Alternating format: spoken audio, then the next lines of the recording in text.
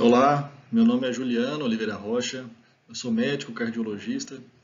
Vou falar aqui com vocês hoje sobre síndrome coronariana aguda, um tema muito amplo, muito vasto. Eu vou falar em um curto espaço de tempo, então não tenho a pretensão de esgotar esse assunto longe de mim, mas vamos ter uma ideia, vamos tentar fazer com que a gente consiga entender um pouquinho a ideia principal do diagnóstico, tratamento, né? Vamos começar com um caso clínico para introduzir o assunto. É um senhor de 67 anos, previamente portador de hipertensão e diabetes. Começou a 1 hora com dor torácica retroesternal, em aperto de forte intensidade, começou em repouso e irradia para a região cervical anterior, associada ainda a diaforese e vômitos. No pronto-socorro ele chegou com a pressão arterial de 160 por 90 em ambos os membros superiores, uma frequência cardíaca de 103 e saturando 89%. Aparelho cardiovascular, abdominal e extremidades sem alterações dignas de nota, e aparelho respiratório com crepitações bibasais e uma frequência respiratória de 21 incursões por minuto. Para começar a discutir esse caso clínico, primeiro a gente precisa definir qual que é a queixa principal. O que levou ele ao pronto-socorro foi a dor torácica. Essa é uma anamnese do exame físico bem sucinto, resumido, que é característico de ambiente de emergência, de pronto-socorro. A gente precisa ser mais objetivo e direto. Mas a dor torácica é uma queixa muito comum, e tem um espectro muito amplo de hipóteses diagnósticas, de diagnósticos diferenciais. Causas muito benignas até causas realmente fatais, potencialmente fatais. E por isso a gente precisa ter em mente o que a gente precisa fazer quando chega um paciente desse para nós. Então, definindo a dor torácica, para ter uma ideia da importância desse diagnóstico, vamos só dar uma olhada nos dados aqui. Só no Brasil, 4 milhões de pacientes são atendidos na emergência por ano com queixa de dor torácica. É a segunda queixa mais comum nesse ambiente da emergência. Metade dos casos não recebem uma confirmação diagnóstica e 10% dos infartos são liberados sem diagnósticos ainda, o que traduz, claro, um pior prognóstico para esses pacientes. Primeira coisa a tentar fazer, então, é tentar diferenciar. É causa cardíaca? A dor tem uma origem cardíaca ou é não cardíaca? Tem causas potencialmente fatais dos dois lados, mas a gente vou me ater mais ao lado das causas cardíacas, as doenças cardíacas, que é a nossa aula de agora, e são temas muito amplos cada ponto. Dentre essas causas cardíacas, também as principais e mais prevalentes são as doenças ateroscleróticas e síndromes isquêmicas agudas. Isso é realmente disparado, uma causa muito importante. A gente vai ver aqui por esse dado da OMS. É a principal causa, a doença isquêmica cardíaca é a principal causa de morte no mundo todo. Em segundo lugar o AVC, em terceiro a doença pulmonar obstrutiva crônica. Mas isso já mostra para nós que nós precisamos saber lidar com esse tipo de doença, esse tipo de queixa, e essa hipótese diagnóstica vai ser comum para quem está nesse ambiente. A Sociedade Brasileira de Cardiologia, por conta dessa importância, montou esse cardiômetro. É um contador de mortes por doenças cardiovasculares no Brasil. Aqui, esse número, 177.573, é o número de mortes por doença cardiovascular em 2020 até o dia 12/6, que é quando eu peguei esse dado, fiz o print da tela. Mas aqui a gente tem no lado aqui os dados da doença cardiovascular, dos óbitos por doença cardiovascular total, quase 400 mil. Então esse é o contador que fica girando e mostrando para a gente a importância desse diagnóstico como causa de morte aqui no Brasil. No mundo todo. Para a gente saber diferenciar é cardíaca ou não cardíaca, nós precisamos destrinchar as características dessa dor. Primeiro saber a localização, o tipo, a irradiação, sintomas associados, se tem fatores desencadeantes ou fatores de alívio. Isso tudo vai importar e vai ser definidor para nós no raciocínio. Claro que somente pela característica nós vamos muitas vezes precisar associar alguns outros dados do exame físico, de outras características, mas já direciona de uma forma muito importante, já ajudando a gente a raciocinar e a investigar complementarmente essas hipóteses. Então, vamos começar com a localização e tipo da dor, além da irradiação.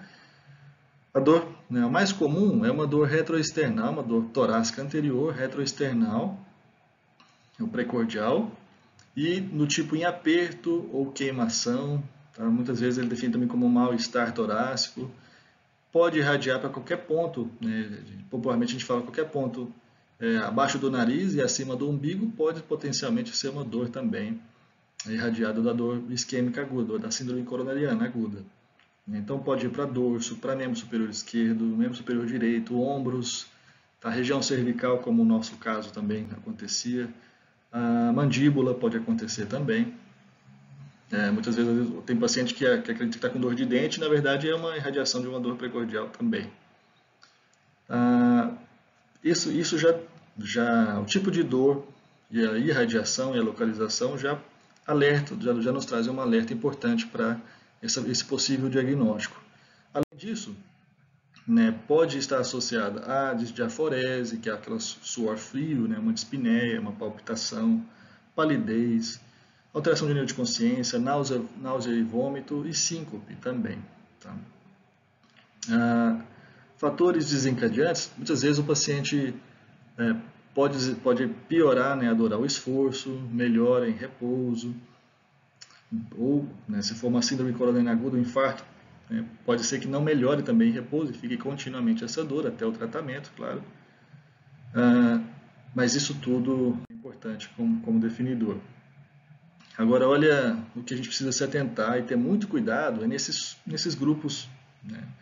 Essas pessoas, as mulheres, os idosos e diabéticos principalmente, os portadores de doença renal crônica e quadro demencial também, que apresentam um quadro clínico atípico, né? Não é tão comum e típico, é mais comum que sejam, nesse grupo de população, uma apresentação atípica, como por exemplo, né, um paciente que apresenta-se no pronto-socorro com uma dispneia, e você pergunta para ele, tem dor no peito? Não, não tenho, mas começou essa falta de ar muito importante, e aí você vai investigar e realmente é uma síndrome coronariana aguda.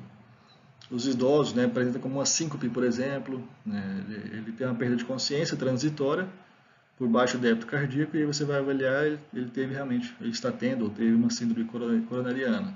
Então são grupos que a gente precisa ficar mais ainda atento, pensando sempre nesse diagnóstico para não deixar que passe pacientes com essa possibilidade na nossa frente. É claro que é mais difícil, né? Simula outras situações, como a dispneia de início súbito, pode ser também uma tromboembolia pulmonar, e às vezes a gente vai precisar investigar em duas frentes. Nunca esquecer os outros diagnósticos diferenciais, pericardite, e aí cada um tem uma característica diferente, eu não vou falar de todos, mas pericardite, por exemplo, aquela dor ventilatória dependente, piora com a inspiração, piora quando a gente deita, quando o paciente em decúbito dorsal, melhora quando flete o tronco para frente, aquela posição em gênio peitoral ou pressa maometana, tromboembolia pulmonar, aquela dispneia de início súbito, com dor também ventilatória dependente, podendo estar presente ou não. A dissecção aórtica, aquela dor lancinante, muito intensa, que parece uma facada no peito, com assimetria de pulsos, assimetria de pressão em membros superiores. Pode dar também sopro de insuficiência aórtica, déficit focal, e aí cada um tem a sua característica. Não vou entrar em detalhes de cada um, mas nunca esquecer e tentar destrinchar a anamnese por conta disso. A gente precisa saber essas informações. E tomar muito cuidado com esses que eu destaquei aqui, porque são mais associados a desfechos fatais, né? Principalmente a dissecção aórtica, por exemplo, em que a mortalidade é muito alta. Pelo menos ela é menos comum do que a síndrome coronariana aguda. Apesar da mortalidade ser alta, é menos comum. E outra informação importante aqui, eu coloquei um gráfico de um estudo que mostra que com o passar do tempo a pessoa adquire fatores de riscos que aumentam, né, a chance de desenvolver doenças isquêmicas, síndromes isquêmicas agudas, né, as doenças relacionadas. Esses fatores de risco são aqueles que, né, a gente vai desenvolvendo, hipertensão, diabetes, eu vou falar daqui a pouquinho, mas o paciente chega na emergência já lá na frente, né, quando ele desenvolve a síndrome, é o final de uma linha, né, é o final de uma sequência grande de acontecimentos. Então é importante a gente olhar para trás também, saber na história desse paciente quais os fatores de risco que ele tem, que aumenta a probabilidade dessas doenças, de confirmarmos essa doença naquele paciente. Tá? Então vamos olhar o que esse paciente tem. Antes disso eu coloquei esse estudo aqui, o Interheart, um estudo multicêntrico que mostrou fatores de risco que aumentam a chance de desenvolvimento de um infarto agudo do miocárdio. Isso em vários países diferentes. E detectaram 9 fatores de risco principais, né, que são esses aqui: dislipidemia, tabagismo, diabetes, hipertensão, obesidade abdominal, fatores psicossociais, aí, principalmente estresse e depressão, a baixa ingesta de frutas e legumes diariamente, a baixa carga de exercício físico, né, o sedentarismo, e o consumo de álcool em valores acima dos preconizados. Esses são fatores de risco que conseguimos detectar facilmente na história clínica de um indivíduo. Além disso, tem a idade também, né? Quanto maior a idade, maior é a chance de desenvolvimento de doença aterosclerótica, de síndrome isquêmica aguda. Vamos olhar aqui na história do nosso paciente, o que ele tem de fatores de risco. Aqui, hipertenso e diabético. Além disso, ele tem uma idade de 67 anos também, que aumentam a chance dele realmente ter uma síndrome isquêmica aguda, além dele ter uma dor torácica típica, né, bem clássica de uma síndrome coronariana aguda. Ele é hipertenso, diabético e tem uma idade acima de 65 anos também. Olhando para o exame físico, é um paciente com crepitação bibasal e uma frequência respiratória aumentada. Se a nossa hipótese principal é síndrome coronariana aguda, que a gente vai ver agora o que é isso, a gente precisa também classificar ele. A síndrome coronariana aguda comete o ventrículo esquerdo, né, e gera uma falência ventricular em diferentes graus de gravidade, níveis de gravidade. E por isso fizeram essa classificação de Killip, que tem 4 níveis, né, que representam, resumidamente, realmente a falência ventricular. Killip 1 é um paciente que não tem evidência de congestão pulmonar. Killip 2 é o paciente que tem estertor pulmonar basal, bilateral. Distensão venosa jugular ou terceira bulha. Killip 3 é o paciente que tem edema agudo, edema pulmonar, edema agudo, que é a crepitação até ápice bilateralmente, sintomas bem importantes. E o Killip 4 é a falência ventricular importante, com choque cardiogênico mesmo. Isso traduz prognóstico, pior prognóstico. Essa classificação foi validada na nossa população no Brasil, mostrando aqui, né, foi publicado em 2014 esse estudo, mostrando que realmente a mortalidade é maior quanto maior o Killip do paciente, tanto no infarto com supra ou sem supra, que eu vou dizer daqui a pouco, e tanto no tempo de 30 dias quanto num acompanhamento aí mais longo, de 5 anos, por exemplo. Então nós temos a história clínica e o exame físico dirigidos a esse paciente, nós já discutimos isso. O que a gente precisa fazer agora, já que a nossa hipótese principal é uma síndrome coronariana aguda? Monitorizá-lo, fornecer oxigênio, a saturação do paciente de 89%, né, menor do que 90%, que é o preconizado de oxigenação mínima. Acesso venoso periférico para infusão de drogas, é um paciente potencialmente complicador, pode instabilizar a qualquer momento, já tem que ter um acesso venoso pego, né? E também ainda um eletrocardiograma deve ser realizado em um tempo máximo preconizado de 10 minutos. Tá? A gente está correndo contra o tempo, tem que ser algo realmente rápido, direcionado. E aí por isso a gente já faz perguntas-chave, né? O tipo de dor torácica, irradiação, fatores de risco, exame físico sucinto, já monitorizando, fornecendo oxigênio, já pegando acesso ao mesmo tempo, e aí identificando essa hipótese, já realizando o eletrocardiograma, isso tudo em um tempo de 10 minutos. O que a gente precisa olhar? Né? Primeiro, vamos definir. Né? O que é isso? Eu estou falando aqui sempre de síndrome coronariana aguda, mas não defini. O que é isso? Essa síndrome é uma síndrome isquêmica, é um desbalanço, então, entre a oferta de oxigênio e a demanda, o consumo de oxigênio pelo miocárdio. Isso que ele está recebendo pela corrente sanguínea. E esse desbalanço gera isquemia miocárdica que, em determinado grau de gravidade, pode gerar inclusive a morte celular, né, com necrose e formação depois futura de fibrose. Dependendo da extensão, vai gerar complicações importantíssimas. Qual que é a causa principal disso? É a ruptura de uma placa aterosclerótica. Essa é a causa mais comum disparada, né, 90% dos casos, mas nunca esquecer outras possibilidades: vasoespasmos, embolização, hipovolemia importante, vasculite, trauma, intoxicação, principalmente por cocaína, é uma das causas possíveis. E por isso existem basicamente 5 tipos de infarto. A gente não pode só pensar em um. Né? O principal tipo é o tipo 1, infarto do tipo 1, que é a instabilidade de placa. né? Aquela placa aterosclerótica que se instabilizou e obstruiu uma coronária. Mas existe a tipo 2, que é um desbalanço oferta e demanda, né? Por exemplo, uma dissecção de coronária, em que reduziu a luz do vaso e impediu o fluxo correto. Uma embolização, que também diminuiu a luz do vaso, por endocardite, por exemplo. Outro tipo é uma taquiarritmia, né? A frequência cardíaca vai muito alta e o paciente a demanda do miocárdio aumenta tanto que às vezes ele não consegue suprir o necessário. Tipo 3 é aquele paciente que tem a morte súbita, ele morre antes de ter o diagnóstico de infarto agudo do miocárdio. Tipo 4 é um infarto relacionado à angioplastia e tipo 5 relacionado ao procedimento da cirurgia cardíaca. Vou falar aqui basicamente do tipo 1, instabilidade de placa, porque eu não vou conseguir, né, pelo tempo, falar de todos os outros tipos. Vamos conhecer a anatomia das coronárias, a gente precisa saber realmente para poder ter um entendimento melhor. As coronárias emergem da raiz da aorta, e aqui é a coronária direita de um lado, e do outro lado emerge o tronco da coronária esquerda, que se bifurca na descendente anterior e circunflexa. Qualquer ponto desse pode ser causa de infarto, qualquer obstrução em qualquer ponto desse. Esse aqui é a luz de um vaso saudável, né? A gente vê o vaso amplo, as paredes íntegras. E aqui é um vaso doente. Aqui não. Qual que é o problema desse aqui? Essa é uma doença aterosclerótica.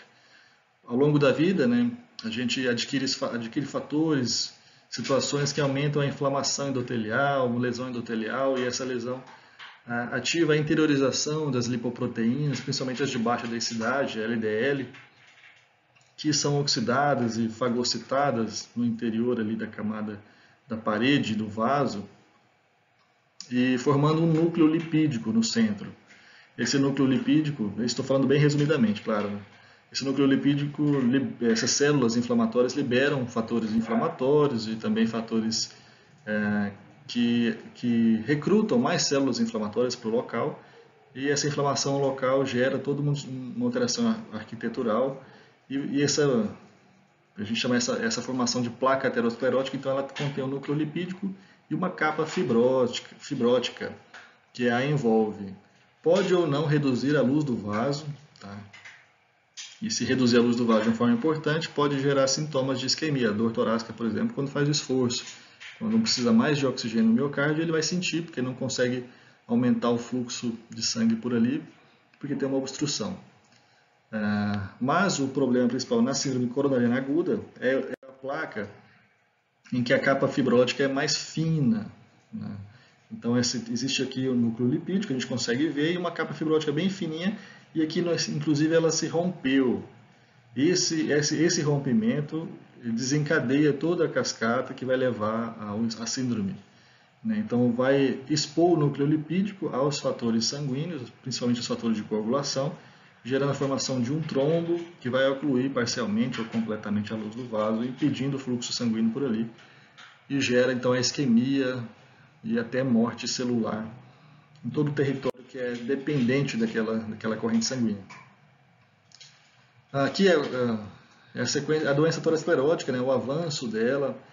Não necessariamente a síndrome coronariana vai acontecer no final do estágio. Uma placa bem menor, por exemplo, pode ter uma capa fibrótica bem fina e por isso ser uma placa instável. Pode instabilizar, né, se romper ou ulcerar e expor esse material interno ao contato do sangue, gerando toda a síndrome.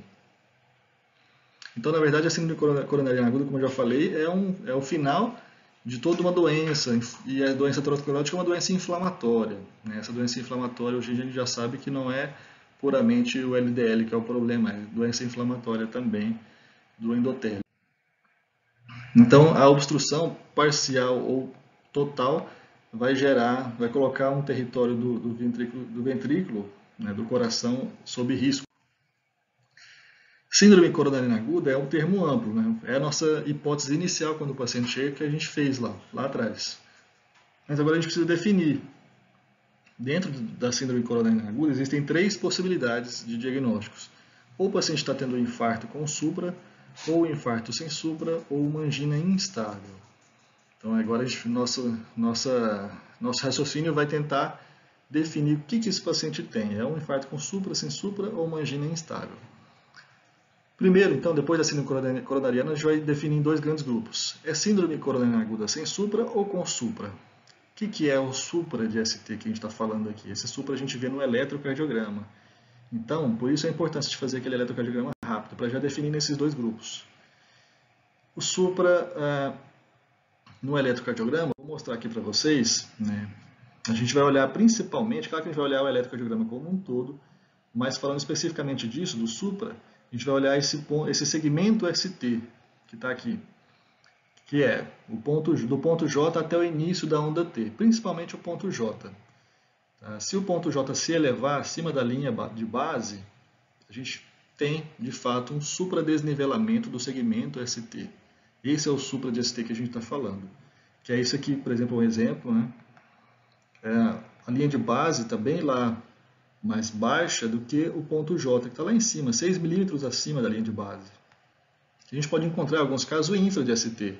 Nesse caso, não é uma síndrome coronariana com supra. Esse é o sem supra. Se tivesse infra ou se for normal o eletrocardiograma. Se tiver supra, aí sim a gente já define naquele subgrupo de infarto com supra.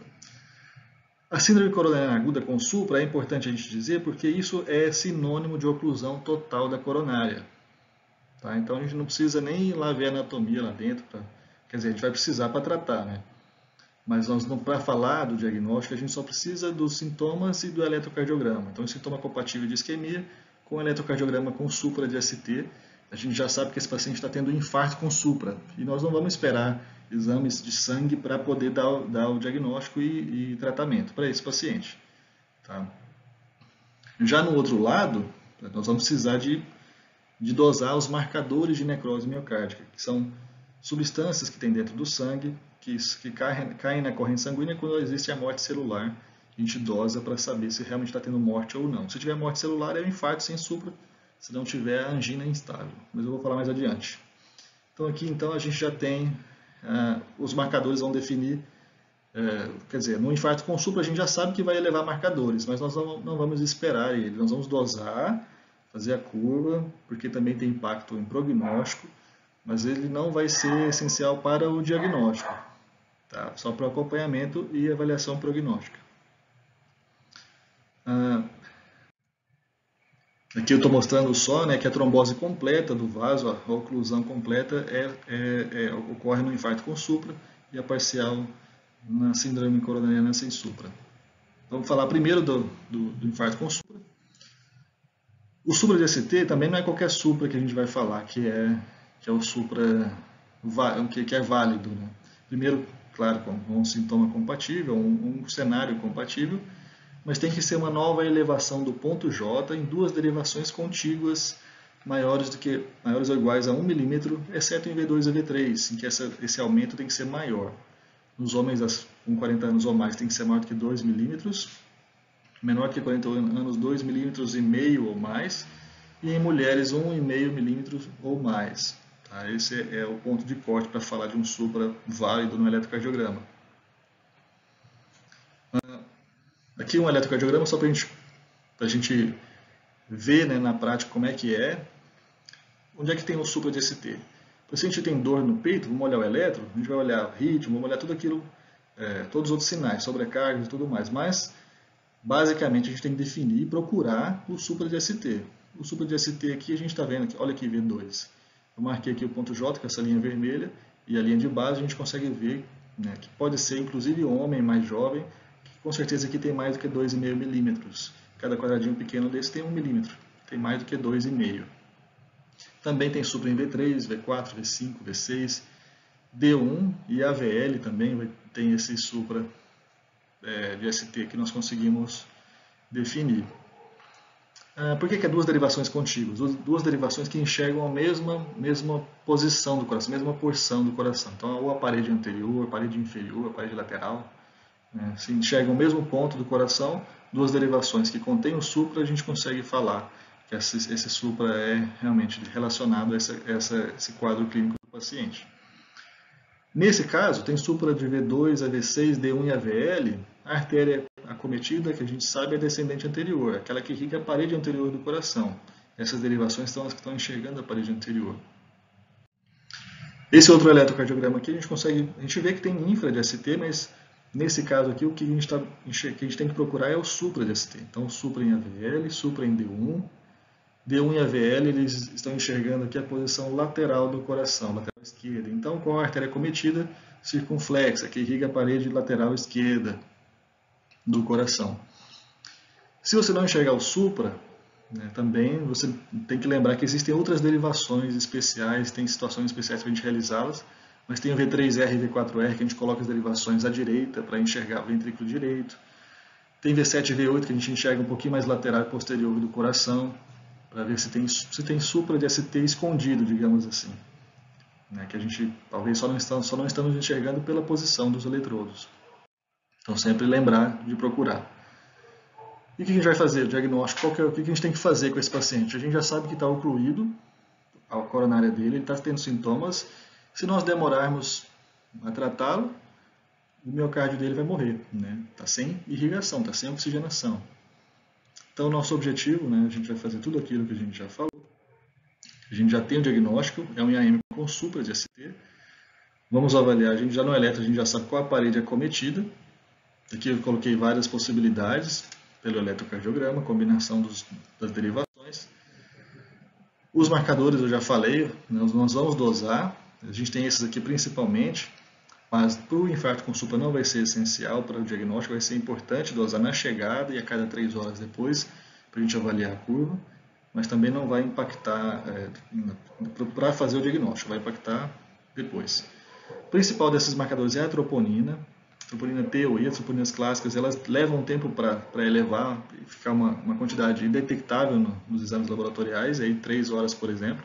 Por isso que a gente faz na chegada. Se tiver um tempo curto de dor, vai dar negativo mesmo o exame, mas isso já é esperado. Por isso que a gente vai repetir a cada 3 horas e vai avaliar a ascensão dessa troponina. Existe a troponina ultrassensível, que ela se eleva bem antes, mais precocemente do que a troponina clássica, e a gente consegue inclusive encurtar o tempo para o diagnóstico no infarto sem supra, mas aqui também com supra não vai ser importante para o diagnóstico. Bom, então nosso objetivo principal é abrir o vaso. Está ocluído, o paciente está sofrendo e existe área ventricular, miocárdio sob risco. Nossa forma de reperfusão, de tentar abrir, a gente tem duas principais. Ou a gente faz um método mecânico, pela angioplastia primária, leva o paciente lá para a sala de hemodinâmica e coloca o catéter e tenta abrir realmente na lesão. Detecta a lesão pelo contraste, cateterizando as coronárias, vai lá na lesão, no ponto de obstrução e abre e coloca um stent. E a gente tem o método da fibrinólise, que é uma medicação que a gente injeta em acesso venoso periférico e ele vai tentar dissolver aquele trombo. Existem, claro, critérios para usar cada um. Vamos falar aqui. Então, o nosso tempo que eu já falei, a gente tem 12 horas para recanalizar essa coronária. Habitualmente, a gente tem 12 horas do início da dor, não é da chegada do paciente, é do início da dor. O paciente chegou, a gente vai perguntar quando é que começou a dor. Então tem 1 hora, tem meia hora, tem 20 minutos. Quanto antes, melhor, claro. Tem menos tempo que aquele miocárdio está sofrendo. Quanto mais tempo passando, olha, se a gente conseguir recanalizar muito rapidamente, não vai ter nem morte celular, que a gente consegue ainda reverter aquela área sob risco. Mas passando o tempo, já vai aumentando a área de necrose. E aí, por isso que quanto maior o tempo, pior é o prognóstico do paciente, menos miocárdio nós vamos conseguir salvar. E depois de 12 horas, teoricamente já foi tudo por água abaixo, toda a área de necrose já ocorreu. Exceto em alguns casos específicos, quando o paciente está em choque cardiogênico, tem dor torácica recorrente, ou seja, uma isquemia refratária, depois de 12 horas eu estar com instabilidade elétrica. E aí a gente vai realmente ainda tentar abrir a coronária, porque a gente sabe que aquilo vai ser importante para ele, que ainda tem miocárdio vivo sofrendo ali. Aqui é só uma imagem de uma angioplastia, um cateterismo inicialmente. Foi injetado o contraste na coronária direita e a gente viu um ponto de obstrução parcial aqui na coronária direita. E depois foi implantado o stent. E olha como ficou. Foi recanalizada, ficou um bom fluxo, corando toda a artéria, ficou ótimo. E o tratamento, é claro, além do objetivo da hemodinâmica, de levar para a hemodinâmica para angioplastar, a gente precisa fazer algumas medicações já na chegada, né, a dupla antiagregação plaquetária para já ir tentando evitar, né, o aumento do trombo, ou redução pelo menos também do que já foi formado, se for possível. Então a gente faz um ataque de AS de 200 a 300 mg habitualmente, e de clopidogrel 300 mg também, são 4 comprimidos. Se o paciente for para angioplastia primária, ele pode fazer até 600 mg. Se tiver mais de 75 anos, só 75 mg, não faz o ataque. Existe alternativa aí ao clopidogrel, sendo prasugrel ou ticagrelor. Além do AS, a gente pode fazer o nitrato, né, o sublingual para a resolução da dor, que é um vasodilatador. Não pode fazer se for infarto de VD, ou seja, V3R e V4R suprados. Se o paciente tiver feito uso de medicação para disfunção erétil, Viagra, qualquer outra medicação nas últimas 24 horas, ou se o paciente for hipotenso, né, um vasodilatador, a pressão vai cair mais ainda. Se for refratário, pode usar ainda nitroglicerina endovenosa em bomba de infusão contínua, nesse caso. A analgesia, além disso, com a morfina, se você deixar o paciente sentindo dor, né, você vai aumentar a frequência cardíaca, a pressão, aumentar o consumo de oxigênio. E o consumo de oxigênio para uma área que já está faltando, né, você vai piorar a área isquêmica e complicar mais ainda a situação. Então a gente tem que resolver a dor desse paciente. A estatina, a gente já faz também estatina de alta potência, atorvastatina, rosuvastatina, a associação de simvastatina com ezetimiba, a gente já faz. A heparina, alguns serviços já optam por fazer lá na sala de hemodinâmica, né, com curto espaço de tempo. E o IECA e beta-bloqueador devem ser feitos nas primeiras 24 horas, tá, para evitar remodelamento reverso e todas as complicações a longo prazo também. Existe o método mnemônico, aí tem vários por aí, né, eu coloquei um deles aqui, monabeico, né, morfina, oxigênio, nitrato, AS, H de heparina, B de beta-bloqueador, E de estatina, I de IECA, C de clopidogrel e o O fica a imaginação de cada um, só para completar a palavra. Então, aqui só o fluxograma. Se o paciente tem dor torácica compatível ou suspeita e tem um eletro marcando o supra de ST, ou, eu esqueci de falar, mas um bloqueio de ramo esquerdo novo conta como um supra de ST também, o mesmo tratamento. Bloqueio de ramo esquerdo novo, tá? Se já for prévio, você não vai considerar isso como sendo um supra de ST, tem que ser bloqueio de ramo esquerdo novo. Nesse caso, você já faz as medidas iniciais medicamentosas e já vai providenciando o tratamento para reperfusão. Se tiver um tempo de início da dor de menos de 12 horas, de mais de 12 horas, por exemplo, a gente já não precisa correndo contra o tempo para angioplastia primária, mas também nós vamos, claro, encaminhar para a hemodinâmica, mas vamos ter um tempo aí para estabilizar, melhorar o paciente, para mandá-lo com um pouco mais de calma, exceto se ele tiver instabilidade elétrica, isquemia recorrente ou choque cardiogênico, que nós vamos ter que levar ele também, né, em emergência para a angioplastia. Se o paciente chega com um tempo menor de 12 horas do início da dor, aí sim nós vamos ter como primeira tentativa, primeira opção, se tiver disponível, angioplastia primária. Se tiver angioplastia primária, se tiver centro de hemodinâmica no próprio serviço, a gente tem uma meta, inclusive, de 90 minutos da chegada do paciente lá no pronto atendimento, no hospital, até ele estar na sala da hemodinâmica com o catéter já abrindo o balão, né, ou seja, dilatando aquela lesão que está ocluindo a artéria dele. Então 90 minutos é a nossa meta. Se for preciso transportá-lo, não tem um centro de hemodinâmica, não tem uma sala de hemodinâmica no meu serviço, mas tem aqui na cidade, é só transferir ele. Eu consigo transferir e dar um tempo da chegada no meu hospital até lá na sala de hemodinâmica dele, de menos de 2 horas. Então ainda vale a pena transferi-lo, se ele tiver condição, claro. Caso contrário, se for maior o tempo de transferência, por exemplo, só tem aqui numa cidade daqui 3 horas de distância, não vale a pena você fazer a angioplastia primária, você deve tentar a fibrinólise primeiro. O que é a fibrinólise? É aquela medicação. E aí a gente também tem um tempo, 30 minutos, do início da chegada do paciente no pronto-socorro até a injeção já está ali infundindo a medicação na sua veia, na veia do paciente. 30 minutos. E aí a gente tem três opções, principalmente três opções de trombolíticos, de fibrinolíticos. A streptokinase é mais antiga, mais propensa a efeitos colaterais. E as melhores são a alteplase ou a tenecteplase. A tenecteplase é mais fácil, é uma injeção em bolos, bem melhor de utilizar. Esse fibrinolítico tem todo um cuidado para ser feito, e por isso a gente precisa sempre pensar, antes de fazer o fibrinolítico, se esse paciente tem ou não contraindicação ao fibrinolítico. Vai aumentar muito a chance de sangramento. Então, se ele tiver algumas condições especiais, a gente não vai poder fazer também esse tratamento. Por exemplo, contraindicações, a gente precisa ter na cabeça. Se ele tiver qualquer sangramento intracraniano prévio, se ele tiver um AVC isquêmico recente, aí recente nos últimos 3 meses, tem neoplasia do sistema nervoso central, e aí mesmo benigna, tá?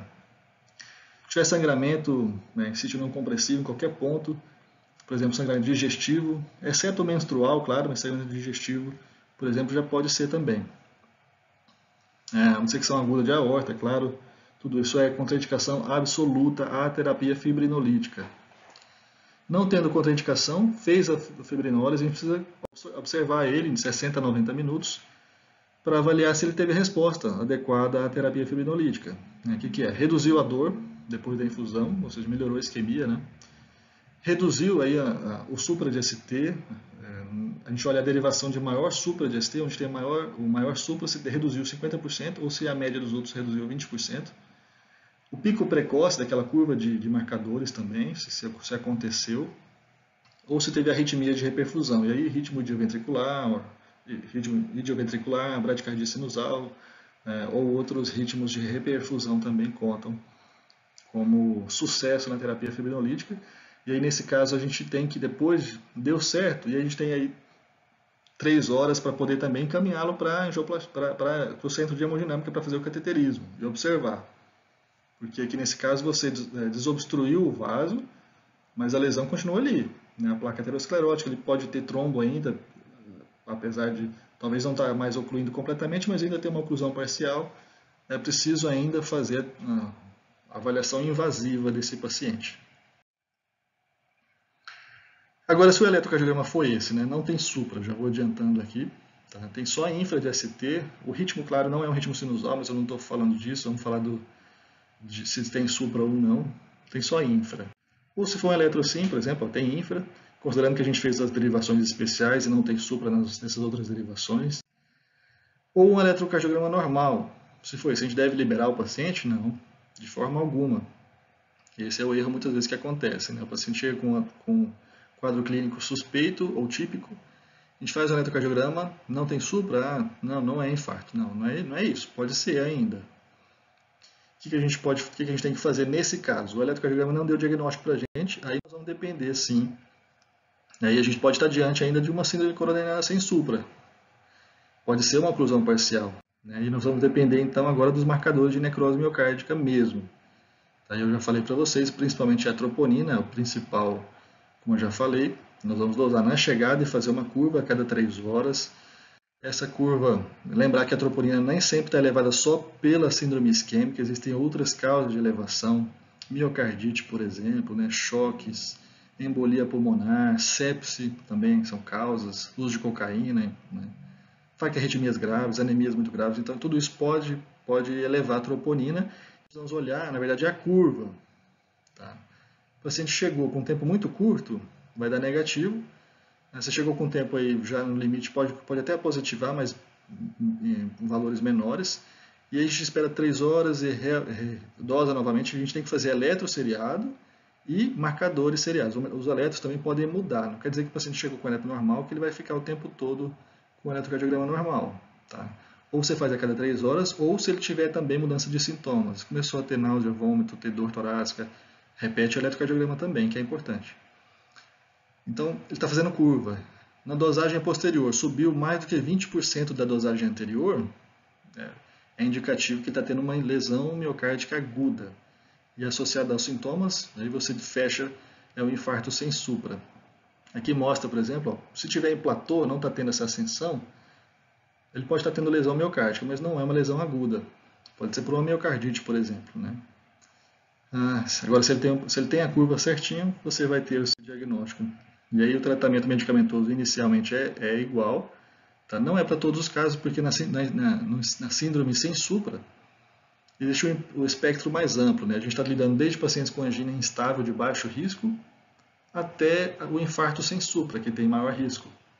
Nesse infarto, nessa angina instável sem supra, a gente pode, angina instável de baixo risco, a gente pode, por exemplo, dar o AS, a estatina e fazer uma avaliação ali no invasivo, que nós vamos falar mais à frente. Mas pacientes com maior risco, a gente vai fazer um tratamento igual, medicamentoso também. E precisamos, então, por a gente ter um espectro tão amplo, a gente precisa estratificar o risco. É um paciente de maior risco de complicação, de óbito, ou de reinfarto, ou é um paciente de menor risco. Isso vai implicar, inclusive, no nosso tratamento, na forma como nós vamos tratar ele. A gente tem alguns estratificadores, alguns métodos como nós vamos tratar. Tem esse score, né, o score time, que existem 7 fatores diferentes, né, idade maior do que 65 anos, 3 ou mais fatores de risco, uma lesão coronariana previamente conhecida de 50% ou mais de oclusão, uso de AS prévio, angina recorrente recente, desvio segmento ST pelo menos de meio milímetro ou elevação de marcadores de necrose. Quanto mais fatores, maior é o risco de reinfarto, de óbito, de revascularização miocárdica de urgência nos próximos 14 dias. E aí a gente vai considerar um paciente de alto risco se ele tiver 5 pontos ou mais, e de baixo risco se tiver até 2 pontos. Tem esse outro score, Score Grace, que também é mais utilizado na Europa. O time é mais nos Estados Unidos, o Score Grace na Europa. E aí a gente tem uma calculadora que vai ajudar a gente a somar essa pontuação e classificando também o paciente em baixo, médio ou alto risco. E tem a classificação clínica, né, de Brown-Aud, que aí tem também que leva em conta critérios clínicos, do exame físico, da anamnese, a característica da dor, o tempo da dor, se tem edema pulmonar, se tem B3 ou não, tudo isso associado para avaliar se o paciente é de alto risco ou não. O paciente de alto risco, tratamento invasivo precoce, tá? A gente aí tem que ser mais agressivo. O precoce não precisa ser tão corrido como no supra, que a gente tem até no máximo 12 horas para fazer, não, e tem que ser contra o tempo, não. Idealmente, deve ser feito em até 24 horas. Isso sim é o tempo que a gente poderia fazer, idealmente, no paciente com alto risco. Então, a gente faz o cateterismo para avaliação invasiva e já a angioplastia, se tiver indicação. Tá? O paciente de baixo risco é aquele paciente que a gente fez todos os marcadores, deu negativo, o eletrocardiograma não modificou, né, ou modificou, mas não teve elevação de marcadores, não teve supra, né, em nenhum momento. E aí nesse paciente a gente pode fazer uma estratégia conservadora. O que é? Não é que a gente vai não fazer nada por ele, nós vamos estudar o coração dele também, mas a gente pode lançar mão de testes não invasivos. Por exemplo, a cintilografia do miocárdio, o ecocardiograma sob estresse, até o teste ergométrico. E aí a gente pode até fazer, depois de algumas horas de avaliação, observação, e realmente comprovado que ele não tem um infarto com supra, não é de alto risco, a gente pode fazer uma avaliação não invasiva em ambiente hospitalar ainda, tá? Ainda internado para depois dar alta para ele se estiver tudo bem. Ou a gente, até em alguns casos, pode liberá-lo para ele fazer aí no máximo até 72 horas o ambiente ambulatorial, mas também precoce. O de risco intermediário, desculpa, eu não falei, mas é porque a gente pode pode pesar, ou para uma avaliação mais invasiva ou não invasiva, vai depender do paciente, do médico, do acesso a diferentes exames, né, também. Às vezes num hospital é mais fácil levá-lo para hemodinâmico mais rápido do que pedir uma cintilografia do miocárdio. Então vai depender muito também de outros fatores. É isso que eu tinha para falar, né? Com certeza tem muita coisa para falar ainda, para detalhar melhor. E muito obrigado pela atenção. É isso.